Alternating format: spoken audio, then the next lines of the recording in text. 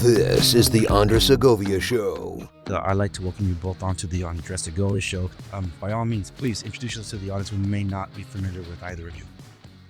Well, I'm Sau O'Fallon. I am the vice president and co-founder of Asians for Liberty. We are advocates for educating many Americans, with emphasis on the Asian community, on the dangers of communism that has infiltrated America and pretty much all over the world. So that is our burden, and we want to educate. We want to have conferences, and we want to connect with people and other organizations to make sure the world is aware and take action. And I'm Mike O'Fallon. I'm with Sovereign Nations. Founded Sovereign Nations back about 8 years ago with the intent of warning people about what would be coming. This kind of fusion of both critical race theory, intersectionality, which is meant in tools to create division within our nation, to basically move to the point where we could create a big sort and balkanize the entire nation. So that's something that we definitely want to avoid. I also am the partner with Dr. James Lindsay at New Discourses, and just a general troublemaker wherever I can't be. So, Yeah, well, it's a pleasure to have you both on. Honestly, we could unpack so much, but at the same time, all of it, everything, and just to throw another one in the ring, the Green Movement, it's all stems from the same thing: communism. Communism seems to be the only solution for every problem for some reason, even though it's never worked in the history of mankind. But in keeping with our initial goal here, so it was with we initially got try to make this happen is because I was covering certain aspects of tech, and I was going to highlight very interestingly how it's leveraged by governments both for good and for bad. And in our topic, it would have been more on the lines of what happens when a government authoritarian uses it against the citizens. Can you tell us, because you've had people that shared their stories on how they escaped that government and that regime. What's it like for an individual living under the CCP as it is today? Fear, I would say. Fear, and the thing is, they probably can't express it. You either go along or you get stick. And we have so many people who have fled and are trying to warn the ones that are not as fearful. Sadly, there are CCP, unauthorized CCP police all around the world. We have them in several states within the United States. We've taken action against them. And not too long ago, Governor Abbott of Texas has wrote an executive order to put a stop to the police that are harassing Chinese dissidents who are actual U.S. citizens now, and trying to get them to repatriate or, hold them under duress to spy for them, because a lot of Chinese citizens, U.S. citizens from China, have relatives, loved ones, or friends that are in China, and it's pretty much like a hostage situation.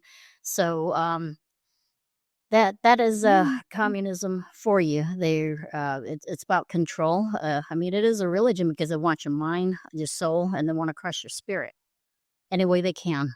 So, we here in America better wake up and pay attention to that. It boggles my mind why anybody in a country like ours would want communism. It's just uneducated, or they're sold on the lie, or they're part of the program. So. Yeah. Well, I think the things we have to realize is that what is coming in and what's actually being practiced right now in China is not pure Marxist Maoism or anything like that. It is a dialectical blend of communism and fascism. So you could really call it Dengism, meaning Deng Xiaoping, where he famously said, "I don't care if it's a white cat or a black cat as long as the cat catches mice."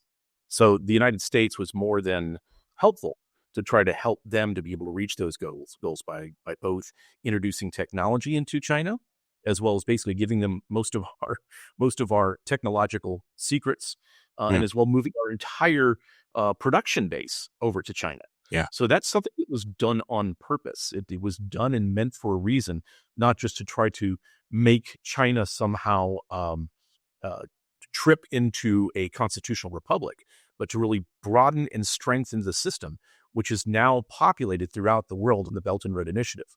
So within the Belt and Road Initiative, you have about 130 to 140 countries. It ebbs and flows a little bit, that are basically turning over all of their data rights and their technology to China. So China comes in and all of a sudden Huawei is running all your digital infrastructure. China's building all of your roads. They're building all of your infrastructure. And this would even happen in countries like people famously kind of lift up Viktor Orban. Viktor Orban basically is a puppet state of China right now. Bukele in El Salvador is a puppet state of China right now. All of the data that they have is going to go through China. And so people don't understand that those are proof of concept states where they say, look how good things can be if we turn over to an authoritarian state. Look at how amazing look at this great story of what these countries are like now. And people should say, yeah, that looks great. That's the way it should be. But there's something behind that kind of more or less creates a Potemkin village, if you will, and more of a Potemkin country, to where those countries are going to have a hard time breaking away from the controlling talons of China, which is not just a way of being able to receive capital and revenue to do certain projects. It's something where you're giving away the soul of your nation to an autocratic form of governance that has no signs of slowing down as we move into BRICS. That's Brazil, Russia, India, China, and the Global South, which is part of the Belt and Road Initiative, that will begin to become the dominant system in the world. And so that dominant system is something that is totalitarian in nature. Meanwhile, we here in the West are as well putting in our own parallel system, but it's based on much different measures. Yeah. And I could unpack a lot of what you said there. I'm going to pick your brain probably a little bit later. And it's a trying to drink water out of a fire hose, what you both just said. And no, not at all. It just speaks to the level of complexity that this is. And are you familiar with Mike Benz, former cybersecurity I think it was. I am familiar with Mike Benz, yes. And when yes. When he speaks, I listen. It's like, dude, it's him again. And his streams can be hours and hours long. But it's when he explained the blob, it really put into perspective what is, I guess what we sometimes call the deep state. But then there's also big tech. And what they do in isolations, it appears to be isolation. Doesn't seem like it makes sense. But as soon as Mike Benz explained the blob, it all makes sense. Just how we had a hand in what was happening or the State Department had a hand, Brazil and trying to censor Elon and all that. And that's something that could be unpacked, but it's just to kind of put an endpoint to you were saying in how United States enabled it. So it all just comes around. It's like, dude, how did we get there? And maybe we'll touch on that because we're highlighting China, but it's mirrored over here. And like you said, we enabled it as well. But what you said, even though I know this, I've covered it on my show. I covered it on my socials back in the day. It still boggles the mind that you said that there are Chinese police patrolling here for their citizens. It's like, how is that even permissible? How long do you think these things have been operating? Probably for a while, I would imagine. And the thing is that it's more obvious in nations that are part of the Belt and Road Initiative, which would be a majority of the Global South, a good portion of the Middle East, and then also specifically like in Hungary, you have not just Chinese police, but Chinese troops that are present there. So people aren't aware of these things. And think about it this way, though. What actually will be happening is within a transition from what you would call really the material world and into the digital world, which is, I think, more your expertise, is that because of the fact that all of the data is going to be running through China, is that now the policing is going to be happening more through algorithmic means. It's going to be happening with what we're talking about with social credit. And what social credit actually is. Social credit is a way to actually force behaviors. And so you end up censoring yourself instead of somebody else censoring you because you want to make sure that you can catch that train that you need to catch from Beijing to Xi'an tomorrow, or that you can catch that flight that you need to take, from Shanghai to, let's say, to Dubai, because if you're not being an obedient citizen, if you're saying bad things about the government, if you had one too many beers last night, if whatever behavior mechanisms that you've had, is it then you're punished. So basically what you have in the development of social credit is you have a Santa Claus that's being created. He knows when you've been early, he knows when you've been late, he knows when you've been bad or good, so you better be good for goodness sake. Otherwise, you're not going to get rewarded with your freedom. Oh, you can have freedom as long as you're not free. So in essence, it's almost you're giving up your liberties and your cognitive liberty to be able to have the rights to be able to do and go and participate in life, almost like what we did with the vaccines. So if you go back to 2021, is that, okay, if you're vaccinated, you can participate in life. If you're unvaccinated, no, we got a problem. If you're unvaccinated and you're at work, you better wear a mask. Everybody else can be free, even though we know that had absolutely nothing to do with transmission now.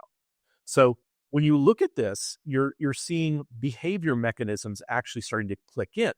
So as opposed to just communism or even communo-fascism, really you have a government that's being created that's more of an algo-ocracy.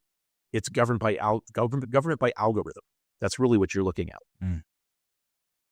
Yeah, and I know I tagged you saw and the organization Agents for Liberty on this picture of just how many cameras were on one post. Like, oh my goodness, that statistic must be old, but I remember seeing something along the lines of how many cameras in ratio to citizens there are in CCP.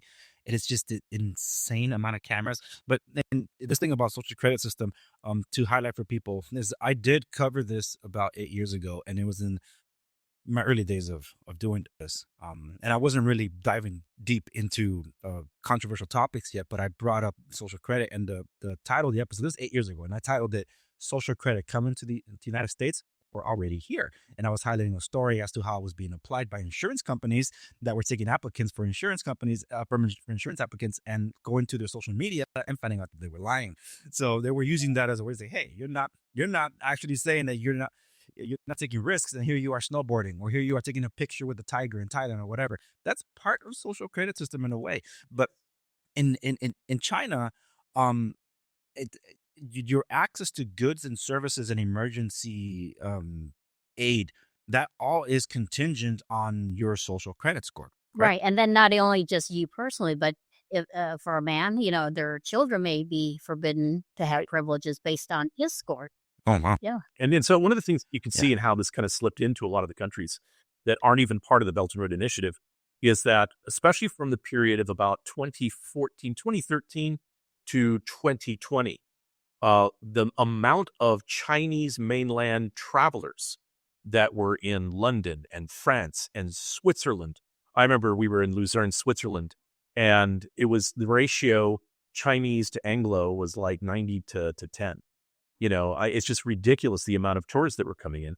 So basically, most countries and their ministries of tourism completely adjusted their whole marketing measures as well as their forecasts in terms of how many people, what kind of load they're going to be having in each city at one time.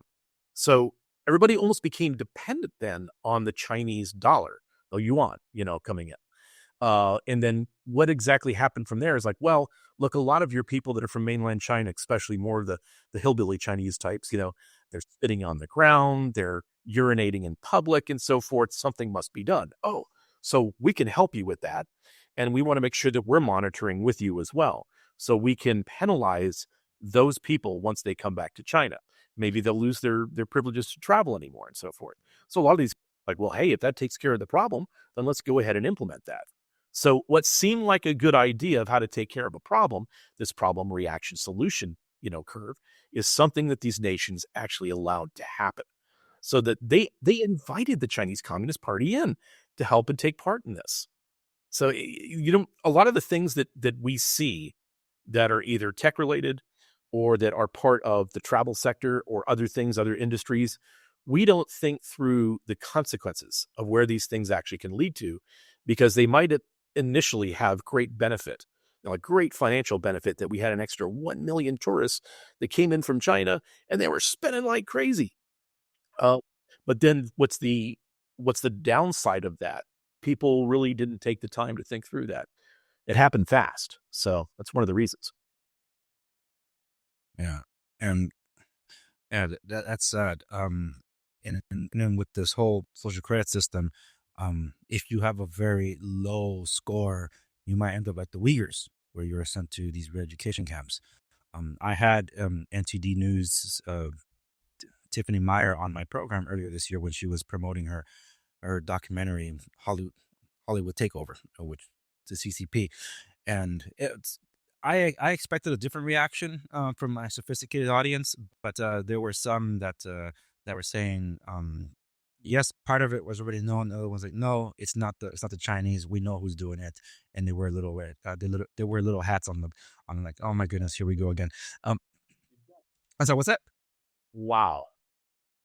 Yeah, They're yeah. the So Jews for this. yeah. So they were good. It even went that far. I was like, okay, that's interesting. I didn't expect that reaction. But with what we talked about there was in highlighting also how dismissive some of these corporations can be of human rights violations in China. How Disney filming Mulan, the live action of awful film, but they were thanking China for allowing them to film there, and how Tiffany mentioned that, oh yeah, in one of the scenes you can see the Uyghur camp. Like, wow, I didn't see the movie, but the Uyghur camp is in one of the frames of the film. I'm like, oh my goodness, this is the same company that Bob Iger was saying about Georgia, that they would not be filming there because Georgia does not stand for the values that Disney does because of the heartbeat bill. Like, wow, talk about bending the knee to evil. It's just like killing off his own customer base. If you're pro-infanticide, I mean, what is the majority of your customer base? It would be children. You would want that. You literally said what I said at the time. Like, your values, what? Your future clients? What are you talking about? And that's where this all stems from, that we can easily point to these gross things that happen in China from an outside perspective. And one more thing I do want to highlight there before we start marrying it to what really is at a global scale, mostly also here in the United States. The oh my goodness, it was just thinking about China. Oh my goodness, this is my train of thought here. We talked social credit for the Uyghur talking about the Uyghur camps, and it was in a Disney film, and that they were basically had everybody bending the knee to China, and that people were having a hard time understanding that China is a tyrannical government, and they want to blame, let's say, the Jews for everything. And I think one of the reasons that you create that kind of propaganda and you find a scapegoat is to have a good amount of the population that's online, especially Gen Z individuals and millennials and so forth that know that something's wrong, but they don't know who to blame it on. So have them blame it on the Jews and say, well, the U.S. government is the way that it is right now. Look at all the Jews that are in service. Look at all the Jews that are world leaders. Look at all the Jews that are and what they're doing to affect our entertainment industry, our everything industries, and so forth. It's Jews that are behind it. By creating that kind of scapegoat, it means that your focus gets off of what's really happening.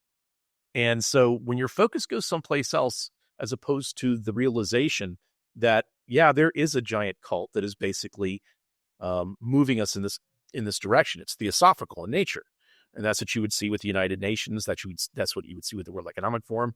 And they basically have made a devil's deal with China that we will help you rise to be able to do a degrowth of the West so we can all develop the system that we help to give you. Now, were there Jewish people that were involved in some of these different deals? Probably, just like there's Italians that are involved and Polish people that are involved and, Latino people that are involved.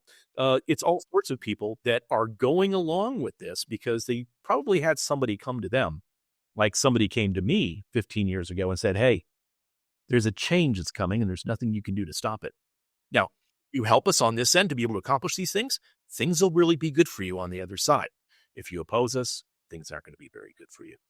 So, that's a conversation that at least 4 different individuals, not knowing that somebody had already had that conversation with me, had with me. One would be Ronnie Chan. And so the second one would be Ed Stetzer from the Southern Baptist Convention, believe it or not. So it's like you're talking about someone who's a billionaire, part of the World Economic Forum and the president of the Asia Society. And then you're talking about someone with the Southern Baptist Convention. The same thing. And unfortunately, people don't realize how wide this whole thing is. And it's more than a conspiracy. It's an actual move, both, and it's even from the left and the right, to more move us towards what's called the singularity. And you're into tech, so I'm sure you understand what that is. And the singularity is mainly the oneness of everything, including man and machine, is that we're basically going to create humanity 2.0. There's also a lot of other technology that comes along with it as well, including understanding that they've been treating age as just a disease as opposed to age that's just a reality. So when you have something that actually can help people to de-age or halt the aging process, you can't do that for the whole population, can you? So that's where you start getting into these very Malthusian things that start to happen. And that's why you need to have social credit. That's why you need to have population control in the sense that you're controlling the population in regards to their cognitive ability, which eventually leads to the need for brain interface devices. And the brain interface devices that then lead to what Elon Musk calls the democratization of intelligence. Oh, So that's his own word. So what he's there's doing, and I'm sorry, I'll get off my fire hose here in a second. What he's doing basically, if you know who Teilhard de Chardin is, Teilhard de Chardin is a French Jesuit priest from the late 19-teens to 1920s. He was mentored by Henri Bergson. Henri Bergson basically was a wizard. Let's just put it that way. He's also coined the phrase open society. So Teilhard de Chardin was really not a dedicated Roman Catholic priest in the sense that he was for Roman Catholic doctrine. And what he did is basically infuse theosophy or Hermeticism and Gnosticism into his understanding of Catholic theology, which then basically created this whole movement towards liberation. So Teilhard de Chardin was a big fan of his was someone like Dom Helder Camara, who was the one that actually mentored Klaus Schwab of the World Economic Forum. And one of the things that Teilhard de Chardin envisioned at the omega point is that we would be able to have the new sphere. In other words, a complete sphere of human thought that is singular, so that you and I don't have opinions that differ anymore. So the new sphere, if you actually take a look of the pictures of what that looked like, well, gosh, it looks an awful lot like Starlink. So what you're doing is you're creating an online all the time world that is always interfacing with itself. Once you create a brain interface device, Neuralink, that is not just a one-way device, it's a two-way device. Well, now you can start to be able to help people, like, let's say that Andres wanted to learn Mandarin. Well, he can learn Mandarin in about 5 minutes on a download. Or if there's a bad memory that Andres had that he really wanted to get rid of, well, then we can replace that bad memory with a good memory. And so all of a sudden that bad memory becomes something of the past. It's gone like dust. That's where we start to move here in the next 10 to 15 years. And we're going there so quickly that I don't think people realize the track that we're actually on. Yeah. We are living the Matrix, quite literally. So, and it did come back to me as you were speaking, because it connects to what you just said. The way the people view themselves in China. My wife's Taiwanese, so I seen the freedom that they enjoy. I've been to Taiwan and all that, and when I meet people from the mainland, because I have friends from the mainland, they do not understand the concept of freedom as we do. And it wasn't until I read, I hope I don't butcher her name, Yeonmi Park. So I read her first book, and I love how she takes the time to explain towards the very end that she did not understand the concept of freedom being in South Korea after escaping North Korea. She could not grasp it. And it wasn't until she read George Orwell's book, Animal Farm, that it woke up her understanding. And that's what opened up for her to understand. It's like, wait a minute, I know these pigs. So it's in the story for those who are familiar with Animal Farm. And she talked about that also in the Joe Rogan Experience podcast. And it's like, wow, it took that story about animals to resonate with her, to open her mind, because a prisoner doesn't know they're a prisoner if you make them believe that that's the world that they live in. It's like, hey, look, this is life. And with millions upon, or at least 1 billion people all thinking the same way they do, hating Japan, Japan never apologized for what they did. So it looks like they have reasoning to believe in what they believe, to see that we are actually the bad guys in certain aspects to them.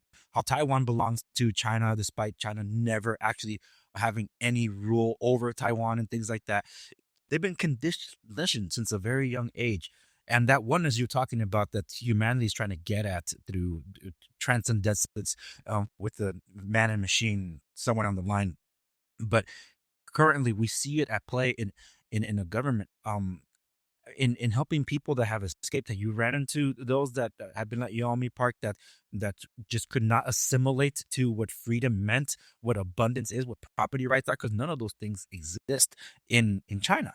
Right. And Lily Tang Williams, yeah, she was a candidate for Congress recently in New Hampshire.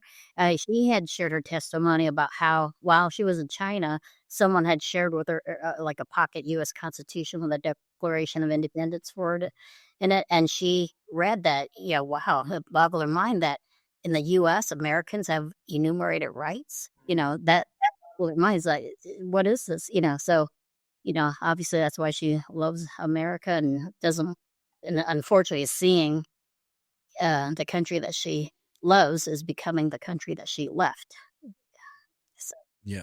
And it seems to be, I'm glad that people like her and Yeonmi Park, I know Yeonmi Park mostly because she's been invited to CPAC, TPUSA and all that, to be speaking out and warn people about America becoming the very countries they left. But then you have my people who have come here and vote for the very thing they escaped from. It's like, what are you guys? Not the Cubans, unless you did, not counting Alejandro Mayorkas. Okay, that's different. But with it really speaks to that being conditioned, this brainwashing that's happened, and it does sadden me. But people don't realize that it is more spiritual than it is physical. But man is really struggling to find that fountain of youth that Coronado tried. And we're getting to this thing that there was a movie about it with Johnny Depp, Transcendence, bad movie I heard. I didn't watch it. But the idea that your consciousness can live digitally. And that's what we're trying to get at. Because that'll be eternal life for all the lowly people. You can be forever in the cloud. So again, there's all sorts of metaphors there. Yes, it can actually be plugged in through the Ethernet. So yeah, and that's purposeful. I mean, this is all hermetic language and what's happening. And I think you're saying it's spiritual, and I would agree with you. The problem is that it's happening on both sides. So you really had what was started is called dialectical political warfare. So you start with the problem. Let's call the problem the woke left, and these very leftist things that are happening. But what you need to do is eventually you have to create the woke right. So you have a right side that's saying, yes, all those people that are trying to burn down our country, and they want to get rid of the Constitution, and they're trying to take your rights, and look, they're all involved in identity politics and so forth. They're all blaming on white privilege and so forth. Well, you know what the problem and how we need to fix this is we need to get rid of the Constitution. We need to get rid of the way that this country was founded. We need to make sure that we get rid of liberty as well. We need to start making sure that we practice identity politics back on them so we can balkanize the country and create a national divorce. It's like, oh, yeah, I mean, this is exactly the same thing that this. So what you're doing is you're sublating the two differences. And the thing to be left with is authoritarianism. You're going to be left with something that is more of a distributive type of economy. You're going to move away from free market economics. You're going to start to move away from the ownership of private property. As eventually we start making our way down the dialectical spiral towards the thing that we say that we don't want to be, which is China. That's where all this goes. And so, unfortunately, people are easily played. And, unfortunately, even in the incoming administration, you have the nomination of somebody who is basically for Surgeon General.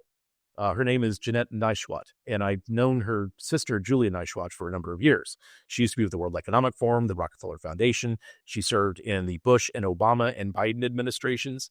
And now her sister, Jeanette, who was the doctor that Fox had on, that was telling everybody that they need to get double masks, that everybody has to get their shots and their boosters, stay socially distanced, all this sort of thing is now being considered for Surgeon General of the United States. And people have to realize that there's something going on here. And I don't even know if Donald Trump is aware of it. I like Donald Trump. We've done business with Donald Trump in the past. He's always been a nice man to me. I think his how should I put it?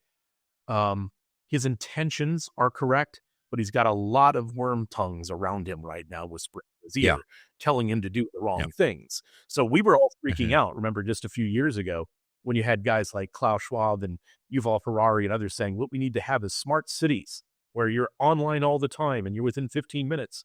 Everyone's saying, well, we can't have that. So then all of a sudden, Donald Trump comes out with this initiative a few weeks ago. We need to have freedom cities. We're going to start making them all over the nation. You know, it's all online all the time. It's like, oh, now we got to cheer for that. It's like, hold on a second. Yeah. You're saying the same thing that they were saying, but you're putting, instead of calling it a smart city, you're calling it a freedom city. I mean, this kind of sounds like the Patriot Act, if we could, you know, go back to that again. Yeah, that's the Republican thing. Yeah. And so you see this thing happening, and it's like what you are, and what the main topic of this particular show is the thing that we have to avoid from both the left and the right. We have to keep them both in line. There are a lot of people that are classical liberals that want freedom. They want their liberty. They want to do what they want to do. They want to have the sovereign ability to have autonomy over themselves. And then there's a lot of people on the right that want the same thing. The problem is that we're being polarized to the point that we leave the middle, which is liberty and freedom. It is the free market economy. It is the Constitution of the United States that we all can stand on, or we're moving away from that quickly on both sides. One thing that you touched upon about that, the nominee for Surgeon General, she also praised Mark Zuckerberg for censoring people about COVID vaccines and all that. And I happen to be reading, this was not intentional, by the way. I happen to be reading Behind the Mask of Facebook, not meant to be a plug-in, but Ryan Hartwig, we are connected. So I'm reading his book. I told him I've been enjoying reading his book. I thought I knew because I've dealt so much in tech about what content moderation was like. After reading the first 2 pages, I'm like, okay, I don't know a thing. So let me pick up this book and actually read it, because I have a list of the books that I read. This was not in my priority list. So when I picked it up, I'm like, oh, it's a nice book and all. First 2 pages, big mistake, because now I got to read it. And he has an entire section devoted to just the community, the Communications Decency. Oh my goodness, the Telecommunications Decency Act. Am I saying that right? It's a tongue twister. I want to make sure I get that right, because people need to go check out Title 5, Section 230 for why it's debating my existence here with my show, why I'm constantly censored. Communication Decency Act. And Title 5, Section 230 needs to be dealt with. Trump had a first chance with the Republican Congress. They did nothing about it, but that didn't stop people like Ted Cruz from grandstanding. So I'm like, I don't care about the grandstanding. Jim Jordan, someone that I respected, it looks like Big Tech got the claws in him. It's like, you guys have a mandate from the people to get this done and do it right. That's why Mark and other big tech folks were reaching out to the Trump administration before the election, because they saw the handwriting on the walls. Like, hey, he's going to win. This thing's too big to rig. Yeah, that hasn't stopped them from trying to steal it, though. Look at the popular vote and look what's happening in California. The county's still going. And it looks like 2 seats that were meant to be Republican are about to be turned blue. So just letting you know, whatever majority was in the House of Representatives is so thin that now these nominees that are vacating their seats, like Matt Gaetz did, we could very much lose House of Representatives by January. People are not aware of that. Right. And I think you see that. It's like when you look at an election nowadays, and then you have places like Arizona and different counties and within California, and then up in Michigan and some other places where the vote counting goes on for weeks. But when it first was tabulated, it was in favor of the Republican. Well, then all of a sudden there's the discovery of votes.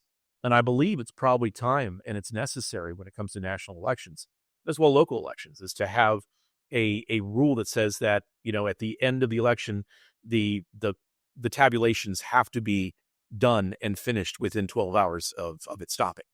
And, they can do that in the UK easily. And what they do is they have hand cannon ballots. This one, that one. It's easy.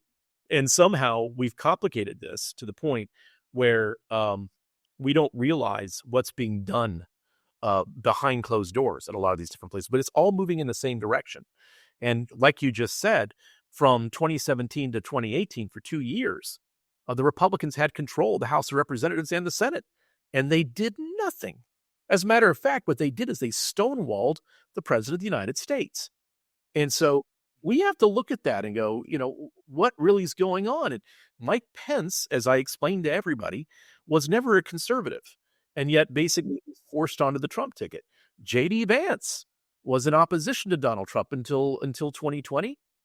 He then became a Sedevacanist Catholic and left the Protestant faith, threw on a blue suit and a red tie, and all of a sudden he's a conservative, backed by Peter Thiel, by the way. So Peter, did you know that, basically he was a project of Peter Thiel. So J.D. Vance was at Yale many, many years ago, and he, along with one of his best friends and classmates, his name is Vivek Ramaswamy, was basically picked to be projects of Peter Thiel.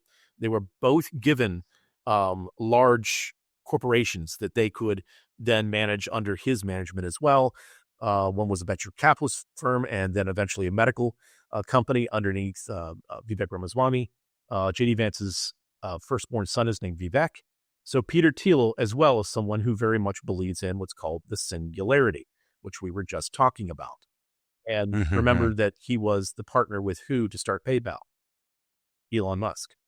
So we're moving in a direction right now, which is a direction that is absolutely frightening. Because if you really want to get something draconian done, you always want to use a conservative. If you really want to make sure that you lock down the nation, the country of Great Britain, you have Boris Johnson do it, the conservative. If you want to make sure that you increase immigration into the country of Italy, well, then you bring Giorgia Meloni on, who's a technocrat. And illegal immigration went up by 70% when she got in. Even though that was the main platform she campaigned on, and also that she was going to be against the woke. Well, she wasn't. And actually, then you're bringing in right woke kind of, ideology. She also was there when they presented Giorgia Meloni with the Atlantic Council award, I think, for freedom. And it was presented to her by Elon Musk. So there's something that's going on here, and people need to start paying attention. That if you have someone with a conservative mask on, that doesn't necessarily mean that it's something that's going to take us away from what the left was doing. It's not a question of being right or left. It's like, who's going to protect your property rights? Who's going to protect your cognitive liberty? Who's going to protect your children's future and what they're going to be having 10, 20 years from now? Well, these people are all part of the religion of progress. They're not part of the understanding of individual liberty and keeping what we have. That's what it means to be conservative. They're not conservative. And let me ask you, wasn't Peter Thiel also the one that gave the first angel investment for Facebook? He was one, yes. So, Right. Peter Thiel, most of his money has been, remember, he's declared himself a Straussian about 17, 18 years ago. He's been giving a tremendous amount of money and a lot of help to places like Claremont Institute, which is they're the ones that have popularized integralism as a force. Integralism is basically you have the corporate and the governance side. So you have fascism, but you put a third leg to the stool in. That third leg of the stool is faith. So then you basically have this integralist model that they're trying to push into things. So Thiel's been spending a lot of his time there, and as well at NatCon under Yoram Hazony, which national conservatism is trying to basically to change the definition of what it means to be conservative. So those are things that we have to be very, very wary of. We have to be aware of what's going on and their intentions to change things across the globe, and especially in our nation, to allow all this stuff that you and I and most conservatives that voted for Donald Trump wanted to stop. But if we're all of a sudden we're putting rocket boosters on the back of the same sled that the Democrats have on, man, we got a problem. Yeah, and I want to really stick the landing when it comes to the United States and how we merit it. But just to highlight a couple of things about China. I mentioned that there's no property rights. There have been some stories, and I thought the story was also recent, but I think it's a little older. But there was a story of the government stealing the farmland from farmers But I'm like, but how can you steal a land that never belonged to them in the first place? But the intent there, though, I don't know if it was for modernizing or whatever, or if it was just to do the supposed this whole green thing that the farms are somehow bad for our environment. No, it's like go figure. But it's in how all that. How people have seen this, because there was a movement to stand up against some of this zero COVID policy of the government. So it looks like people are waking up. So I'm sure you're familiar with this, but do you know if the intent was for some of the people to try to escape from China, not too far from where I live, in the city of Irvine, there was a case where there was a raid that was done on certain complexes. Yeah. These were used as housing for women that were in late third term abortion. Abortion. I'm so used to just saying that because of the topic. But it late into the third trimester, and about ready to give birth. And apparently these women were surrogates for Chinese nationals that were trying to have an anchor baby here. So they would ship him here so they can, wait out in these condos or whatever, get birth in American prison, and then American hospital, could be prison, and then file papers for these nationals to come over here. I think that's an expected process too. But I don't know if any of you are familiar with. Are they trying to come here to escape the CCP? Or was this just like a scheme to just have also dual citizenship? Because I don't know if that's even allowed. Do any of you know about this? I'm not familiar with the Chinese. As far as Chinese, I know, in the past, Muslim women who are definitely doing that to have the surrogate, but for their advantage, whether it be citizenship or just it's for advantage. There may be dual reasons for it. I'm sure if it's a woman from China, I'm pretty sure maybe she was told what to do. Pretty much. Oh, that's happened. Yeah. This is something that's been quite happening quite a lot especially in the Western states. So a lot of Chinese women or families would come over. She would be pregnant, and then you'd have your anchor baby. But that's something that was quite popular over the past 10 or 15 years. I wouldn't say it's necessarily directed by the government, but there are some people that just want to, flee China. There's no doubt about that. And that's what I was wondering. Was it like the intent to flee? I guess it differs, right? We don't know. It's like obviously we have millions and millions and millions of unvetted people of all different ethnicities and backgrounds that have come in through our southern and northern borders in the last 4 years. I imagine within those millions and millions and millions, there's a couple people that have a dream about coming to America and starting a restaurant or something like that. There's probably a few, but the vast majority of them are either coming in for nefarious purposes, or they're coming in to make sure that they're coming off the government dole. So if we remove that funding from a lot of the illegal entries, that will send them back to their nations. But I think that there are others that are here that have other intents to possibly create tension, to create violence, and so forth within our nation.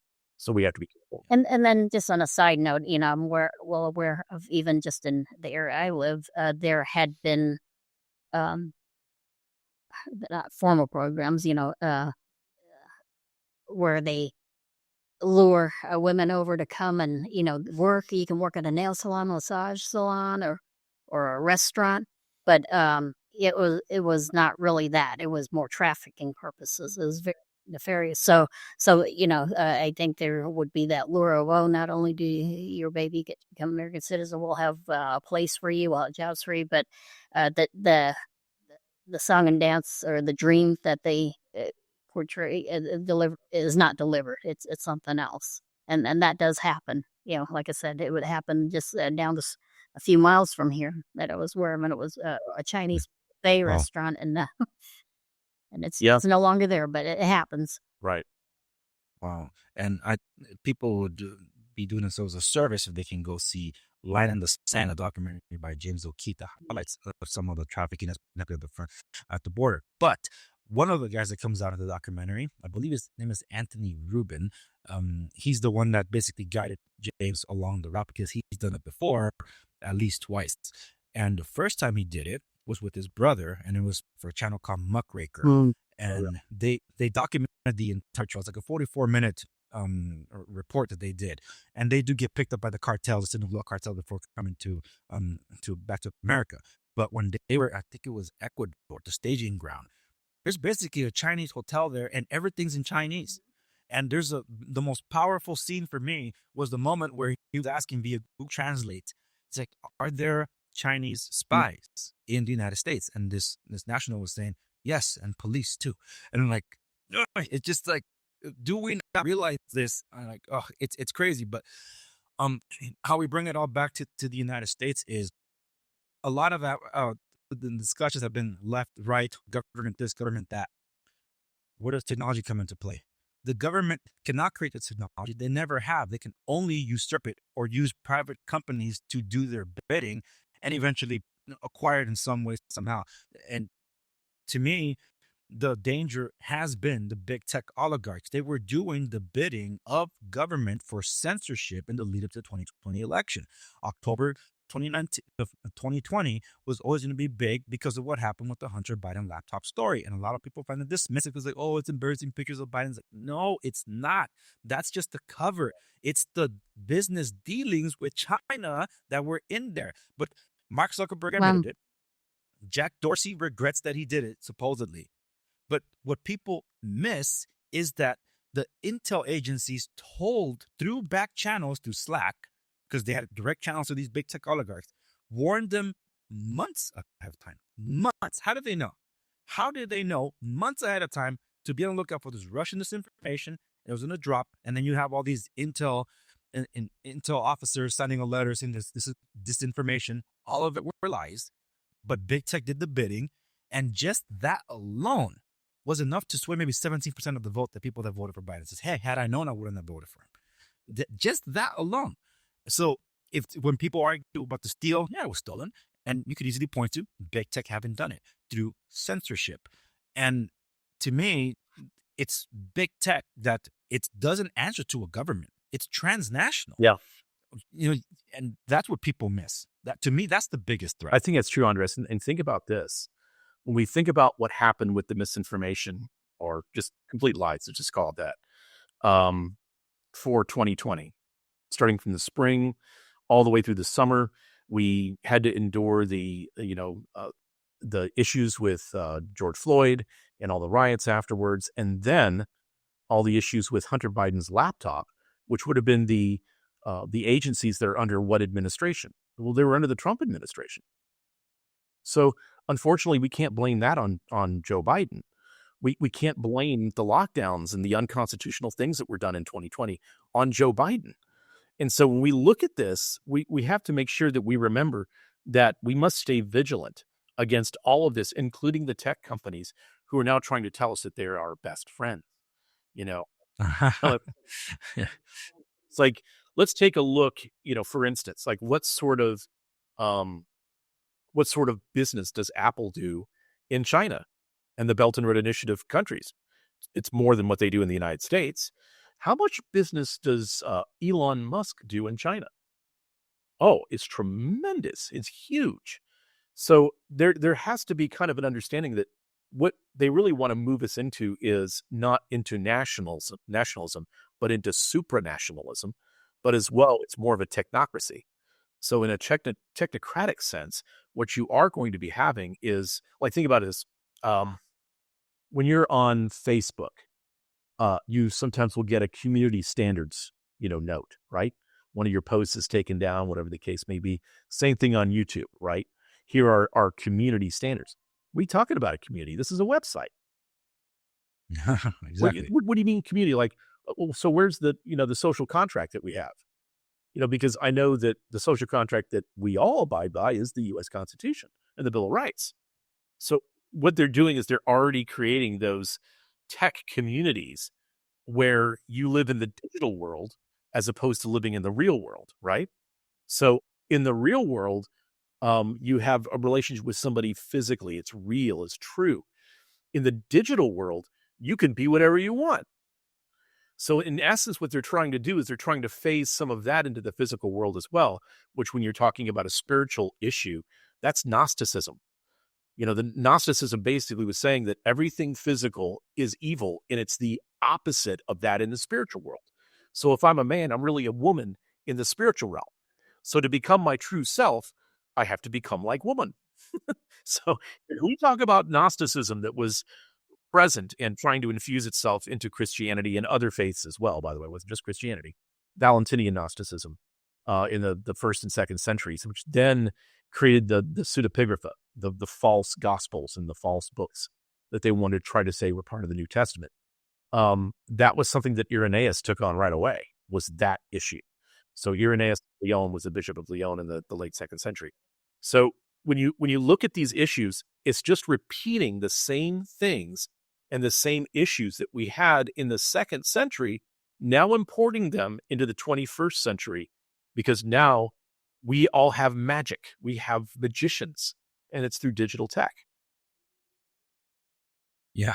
And just to even highlight something from here, when Ryan, the author, he was one of the Facebook whistleblowers for Project Veritas. He ended up going to Kanzian, I think is the name of the company. They were a content moderator, subcontractor for Facebook. He said when he was entering the hall, or getting to the lobby of this building, there was a big old mural, a lot of colors. It looked like a fanciful version of our reality. And there were a bunch of humanoids there, but all of them had animal heads, and they were all being guided to something. And like, it's right there. It's this whole, it all ties to that. And I come back to that big tech has been that threat on our lives. 2020 was really the inflection point. I don't know if I told you this, Saul. You guys can go back and see one of my live streams during quarantine on YouTube. It was back then I was only on YouTube. It was, I believe, March 2020 when I predicted what was going to happen with the racial riots. That was going to happen pretty soon, because I'm like, it felt like we have the panic of the Y2K. Combined with just the tension that was, well, because believe it or not, I actually grew up in Compton and Watts. I was in the border, so that's where I grew up. I was in the midst of the Rodney King riots when I was a kid. So I felt it, I saw it, and then when it occurred, it's like, man, I used the meme a lot during that time from Jurassic Park, where Dr. Ian Malcolm says, "I hate being right all the time." Just felt I really did not like saying "I told you so" back then. I was like, folks, I've been trying to tell you, and it just, for those that know and are analytical and just keep your eyes open, and just like you said, it's just because we're wearing the same jersey does not mean we're all on the same team with the same intentions. That's right. There are those that could be turncoats, and yeah, well, I support Trump. I always have those concerns, like, all right, who you nominating, who you putting into place. I'm still not 100% on JD Vance. I like how he handled himself, but I'm still like, yeah, but who's got his claws in him? Look what happened to Jim Jordan. He was a big time against big tech. What happened? They got to him, and he doesn't do that anymore. So it's sad to me that these things can happen. You kind of mentioned at the very beginning, it's not China, but we see the experiment that is China happening, and a lot of us are modeling after that. I mean, it was the Green Movement. I think it was Ted Turner that said it maybe about 14 years ago at some kind of a climate summit. They really liked the one-child policy that China had. That would really help in curbing global warming in the future, or global cooling, climate change, because they can't make up their mind. And then you had Bill Gates doing his TED Talk, which you can find on YouTube, folks. Find out where they say, here's the equation about humans times resources times whatever equals pollutant. So we want to bring it down to zero. Yeah, all you got to do is throw one of those to zero. Humans, zero. Boom. There you go. You got zero emissions. He put the equation up there that you fool. You literally just solve yourself out. We know. And it's there. People can go watch it. It's not taken out of context. He explains it himself. It's like, it's this whole thing. God said, go forth and multiply. Man is like, we got to limit ourselves. God says, don't do this. Man says, we got to do this. God says, do it. Now, don't do it. It's like, dude, everything has been in opposition to the order of God, the natural order of things. How all this ties into the spiritual, and why I believe it's big tech. Without big tech, we wouldn't willingly want to put a chip in our brain. Hey, I like this Neuralink thing without the tech. Like, hey, this is really convenient. I don't have to carry my wallet anymore. I can implant a chip. That's the problem, though. People just think implants and say, hey, have anybody seen what Whole Foods has been doing where you can pay with the palm of your hand? Well, I mean, isn't Whole Foods? Yeah. They've been rolling out the program in certain places to pay by palm. Yeah, and Yeah, you can see that. And people were like, oh my goodness, that's so scary. I'm not going to do it. Let me pay with my phone. How is that different? That's the problem, that we just think we're having the biometrics. So when the Apostle John talks about being branded, he didn't know how to explain it to them. We think, oh my goodness, those are chips. No, we're paying with tap to pay in our phones. If we use these smart glasses, we're paying with NFC with our glasses. There's your mark on the forehead. Ta-da. And how do you, with the Christendom being aware, it's like, no, I don't want this tech. I don't want that. Well, dude, you've adopted it a long time ago. You just didn't know it. That's why, to me, it's not the most obvious. Satan doesn't come with the pitchfork and all red. He's an agent of light. And we are looking for the obvious things, not realizing we have been infected a long time ago. And just try to take these out of your hands. I don't want to switch from iPhone because, iMessage is really convenient and all my family are on it. I don't want to leave Facebook because, all my communication with my family and friends are on it. I'm not on Facebook. I had to leave it. I don't care. So I'm sorry. There's the phone. Pick it up. But this is what it comes down to. It built to the convenience. It's kind of boiling frog. And that's what we have been led into. I can definitely dive into the whole World Economic Forum and all these other things, the most obvious and the scariest things imaginable. The thing is, we let ourselves a long time ago. And now it's about breaking free, just like those escaping China that cannot grasp a concept of freedom, like those like Yeonmi Park escaping a dictatorship, to understand what is this stuff. That's kind of what has to be with tech now. It's like I can't leave Google. You don't talk about giving up my iPhone. I have iPod everything at home or whatever, So it's we have these smart homes. Right. We have to walk those things back and break free, and we have to think for ourselves. And that's, I believe, where the education begins. And I think that kind of encapsulates just about everything that we talked about there. Yeah. And you know how I mean, almost everyone I know, just the thought of losing their cell phone now is a huge deal. Because we do so much and rely on it so much. And then I'm sure you've heard stories about where they're testing, have your phone, embedded, well, not, the physical phone, but, have access to your phone in your palm. Mhm. You've heard that, right? So it's Yeah, I mean, basically the technology is there to eliminate use of a external phone. So once we start moving into internal phones, that's where things become pretty odd. But we're already starting to kind of move in that direction with the Apple Watch too. So, there's no time at any time that, Apple doesn't know where you are. And unfortunately as well, doesn't know what you're saying. So that's where basically a digital you is being created on the other side of things. So the digital you and the way that you think and your patterns and so forth, and then how to nudge you, if you've ever read Cass Sunstein's book, how to nudge you in certain behavior patterns, that's there. And that's part, I think, of how the social credit system actually works. say that. It is. Yeah, because what you're doing is you're using either fear or reward to try to move you in a certain direction or away from a certain direction. So once again, it's forced behaviors, as Larry Fink would refer to it. That's right. Yeah, no, absolutely. Because when you see what happened to Parler, all these big tech companies got together, said, we got to eliminate these guys. Yep. Boom, gone, just like that. And it could happen at the individual level. It's happened with people. You guys know some of the more controversial people in the political and news space where they're being digitally erased. It's incredible. But let me turn, and almost sounds like I'm playing devil's advocate here, because I do want to ask this. The way the White House was screeching that Elon bought Twitter, and when he said, hey, I didn't buy a social media company, I bought a crime scene, that was it was the proof that we all needed of what we already knew.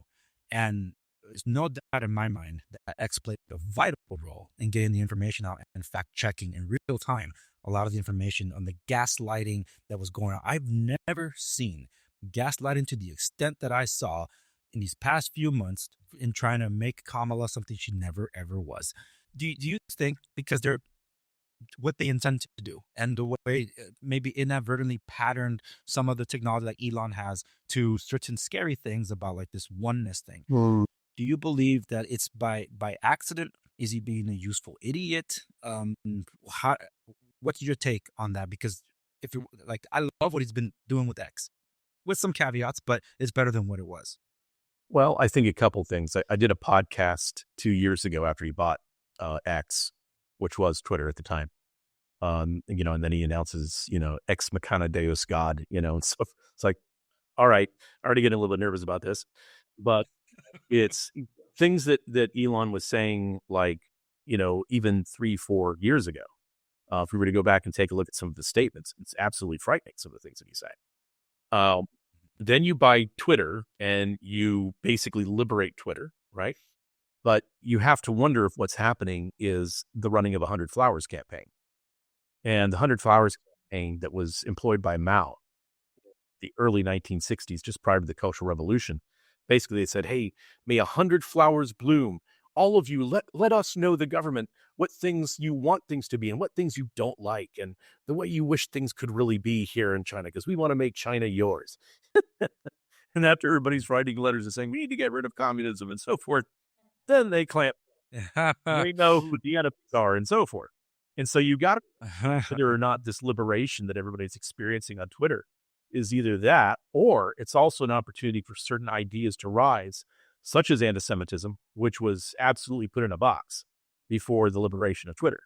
And now all of a sudden, there was a period, I think, over the last year, maybe 7-8 months ago, where I couldn't look on Twitter without seeing like an enormous amount of like anti-Semitic, just hate porn, all with giant noses, and everything was blaming on the Jews. And they were always getting these cartoonish images of them as demons and so forth. That was all over the place. So you look at this in a free speech platform and you wonder what's really going on here. And then on top of that, Elon Musk basically moving in and he's launched how many satellites? I think it's close to 700 now. And you just wonder where all of this goes. So I'm really, really concerned about our freedoms and liberties being infringed upon by those that we're currently cheering on. And we have to be vigilant. We have to, because we've seen this happen before. And, our voices need to be heard. I support the Constitution of the United States of America. I support the republic by which we stand. I support the freedom of religion and for your conscience to be free. Like, I don't know what denominational background you have or specifics in terms of how you understand ecclesiology or pneumatology or eschatology or anything else. But in my understanding of things, you should have the freedom to do that, because whenever we have a monarchical episcopate and all of a sudden you have someone who has the overarching authority to say, this is the only truth, now you got a problem. Now you're really close to not just Orwellian ends, but also to the ends that they had that were prior to the Reformation. Because really what they're trying to do is this. They're trying to undo the Peace of Westphalia. The Peace of Westphalia basically gave you the sovereignty of nations apart from the Holy Roman Empire. But then they're also trying to undo the 30 Years' War and the defenestration that happened in Prague, which led to the 30 Years' War. And they're also trying to get rid of the Peace of Augsburg, which basically said, okay, we're going to be at peace. Some of the Lutherans can be over here, but we're not going to war with the Roman Catholics over here. We're going to find peace. But they're also trying to get rid of the Reformation. So we're all going back to this oneness, this singularity, this prisca theologia, if you will. And we have to make sure that we're moving away from that and back towards freedom, towards liberty, towards the ability for Andres and Mike to have a disagreement, but not want to kill each other over it either. That's where we have to be back to. And so that, I think, is kind of everything encapsulated about what you just said.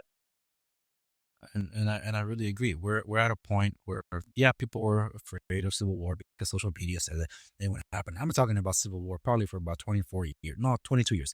That's not because of the rhetoric today, but because of what I saw as our politics becoming a religion in and of it itself. And I know how fanatical things can get when you have religious zealots having these big disagreements, and then you see the unfortunately the violent unrest things.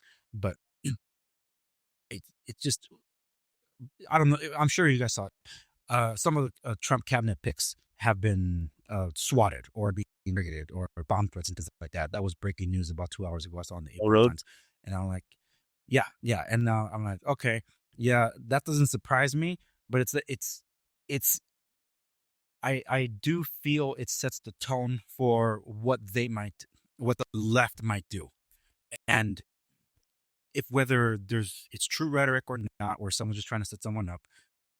What's concerning is, I'm going to tie this back to bringing it to TV now. There's a show called Homeland. It was on Showtime for a time. I don't know if you're familiar with this. I've heard about it. Yeah.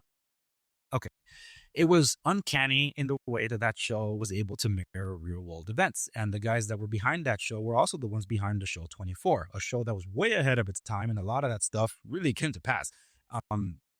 Well, in the case of Homeland, it was mirroring real world events. That's what made it kind of like, it looked like an alternate reality of United States. And it was just weird how it was like, wow, didn't the show just cover this? That was in the news just now. In one of the seasons, they put a female candidate for the Democrat Party running against a man, and it was supposed to mirror Hillary versus Trump. And the show, the ending was rewritten because they all thought that the woman was going to win in real life, that Hillary Clinton was going to win. So they wrote it out in the way they were intending to go about it. So in the show, she wins, but she survives an assassination attempt. Okay. So the following season, that's the way the season ended. The following season, she is now the villain because she declares martial law against her political enemies and starts just putting these draconian things in place and makes the United States basically under military rule because now she's paranoid of people that come after her. It's not lost on me how real that can be and how much of that stuff mirrors what Trump has gone through. And like, hopefully he's a better man than that. But I support him. Heck, I have the book right behind me. And like, I'm still, like you said, vigilant. Keep your eyes open. Because a lot of these pieces falling into place, that is concerning. It's like, because remember, it was under George W. Bush that we got the Patriot That's Act. right. And people missed that. Back then, it was the Democrats that were beginning these whole decentralization things. Those technologies were developed by liberals. They weren't developed by conservatives. And it's just everything has just become, it's the left have become the right have become the left in their extremisms. But I just think that's a fair warning. I think we really covered a lot, and I think having you on really puts perspective in that. While China technically is the experiment, they weren't the ones that started it. And it kind of all comes back to us, which I like and I don't like. Well, I think more what comes back to the United Kingdom. You consider the fact that someone by the name of Karl Marx was basically kicked out of Germany, kicked out of Paris, ends up in London, and ends up basically studying and writing in the British Library every day, and then going back and having tea. And we've been to his grave site before, where there's a massive headstone, just huge, of his. Really? Oh yeah. And so a lot of these things can be used. If you're looking at the world and you're thinking, because one of the oldest military strategies in the world is divide et impera. That's what the Romans would call it, divide et impera, divide and conquer. And wouldn't it be interesting that the fact that the initials for divide et impera are DEI? It's one thing, but then as well, that this is how do you do things. This is what the British actually did in the Middle East. They divided, all sorts of nations that never before had borders and nations. They divided them, set people against each other, and then were able to actually conquer. And it'll be important to do that, especially make sure that your men, your king, your leaders, whatever, are the ones on the thrones to make sure that you can extract oil from those nations. So when you see how these things are done and who's really in charge, because the United States does not act unilaterally. You're talking about the Five Eyes nations. You're talking about the United States, Canada, Great Britain, New Zealand, and Australia. So that's where our intelligence actually comes from, is from Five Eyes. It's not just from the CIA or the NSA. So once you kind of begin to go, okay, so there's roundtable groups that work. There's Chatham House in the UK. So Chatham House in the UK, the other roundtable group that was created by Chatham House, by two men from Chatham House, was the Council on Foreign Relations in the United States. And then you have the Asia equivalent of that created in Hong Kong called the Asia Society, which was our client for a while. That's how we know some of these things. And so out of those roundtable groups become the murmurings that go into potential political candidates, saying this is what you're going to do, this is how you're going to do it, etc. And if you take a look at the UK, remember that the prime minister serves at the request of the king. So it's not as if you have a democracy there that's a pure democracy. You don't have a constitutional republic there either. So you always notice that whatever happens in the UK, the United States is usually about 5 years behind in implementing that same thing. Yeah. And it's a scary prospect for anybody that follows news coming out of there. So, yeah. That's a recent guest of mine, Amy Robbins, a national spokesperson for Parler, mentioned that very thing too. I'm like, I always ignore Great Britain. I'm like, yeah, you're right. We're like, why would you try to mimic them? We fought a war to break free from them. What's the most surveilled city in the world? That is London. London. Isn't it? Right? It's London. Yeah, that is true. It's London. Yeah.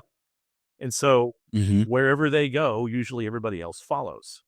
And so it's what we need to understand is that in terms of central banks and other things and so forth, the center of the central banks basically is in London.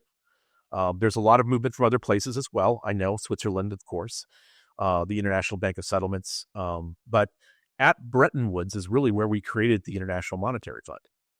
So Bretton Woods, of course, was just after World War II. So a lot of the giant financial international orders, yes, were created by the United States and Great Britain. For instance, the United Nations. The United Nations and its logo was created by who? The CIA.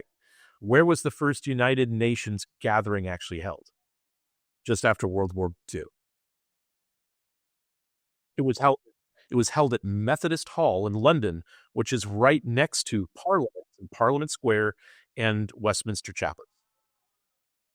Fascinating. Yep. So, and I've held events in that room before. It's massive, big, round, etc. And so when you take a look at the building of the United Nations was built on land that was given to them by who? By Rockefeller.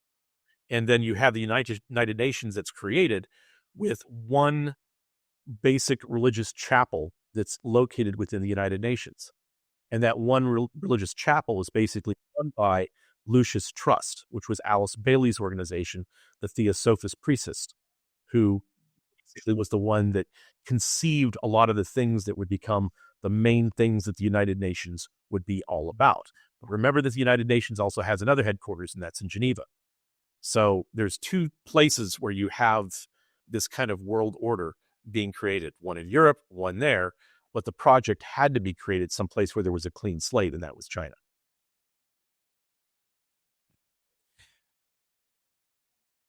Where can people follow both of you so they can keep up to date with stuff? You guys can plug in your websites, your social medias, because we could go on for hours, but wow. Well, I'm letting you have the final say. agentsforliberty.org, but then also sovereignnations.com. Sovereignnations.com. You can follow Sau on Twitter at what?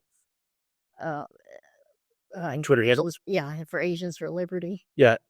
Is it at Asians for Liberty? I think it is. Okay. And then I'm at Sov Nations, and then I'm at Sov Michael.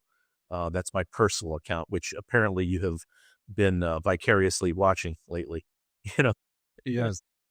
And everybody that's listening or watching, the drill. Every link and reference mentioned in this episode will be available on the show notes accompanying this episode at theandresegovia.com.